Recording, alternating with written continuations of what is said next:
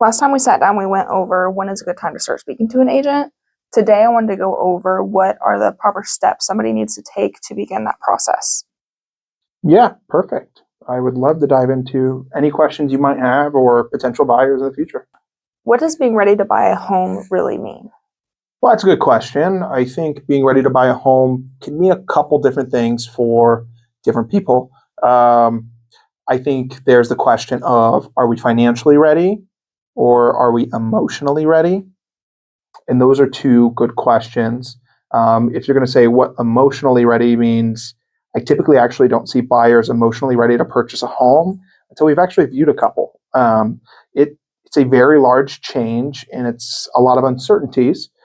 So jumping into showings, it usually, I would say on average, maybe 4 or 5 showings before I actually see that buyer emotionally be ready to make the purchase. Sometimes more, sometimes less, depends on the person.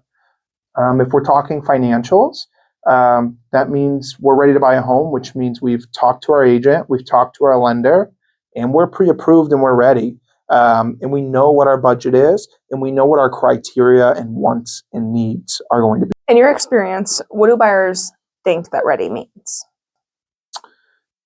That's a good question. And I think that's different for a lot of people, maybe. So we usually see in our industry when someone is buying a home or selling a home, it's typically stirred by a life change, whether that's birth, death, divorce, marriage, growing family, a change of job. Those are all things that spur the need to move. And I think everybody knows when that is, when they know they're ready to start looking. So I think the buyers just think being ready is just knowing that they need to move. When being ready to purchase a home, actually ready to purchase a home, might be a few levels deeper than that. And those levels would be the pre-approval, speaking to you. Yeah, and that's realistically it. Is unless we have a total picture of what your wants and needs are for a home in your financial picture through a pre-approval, through a lender, we're not really going to know exactly what you guys are going to need and exactly how we're going to be able to help you. But that's where talking with your agent from the beginning is never a bad idea. And you guys will see that in the first video we talked about. Maybe we'll link it in our comments and you can go check it out and see, when is a good time to start talking to your agent. So I spoke to a couple different buyers and they didn't want to reach out to an agent because they didn't think they had everything figured out. What would you say to people in that situation? Sure. Realistically, I think that this kind of circles back to our first video more than anything is just come have a conversation. It's as easy as sitting down. There's going to be no obligation just sitting and talking to a realtor other than this is what I'm thinking about. Can you help me put the pieces together? Because that's really what we're doing with these clients is we're sitting out and putting a roadmap together. These are the things that we have to do to get you to the point of understanding that this is where the search begins.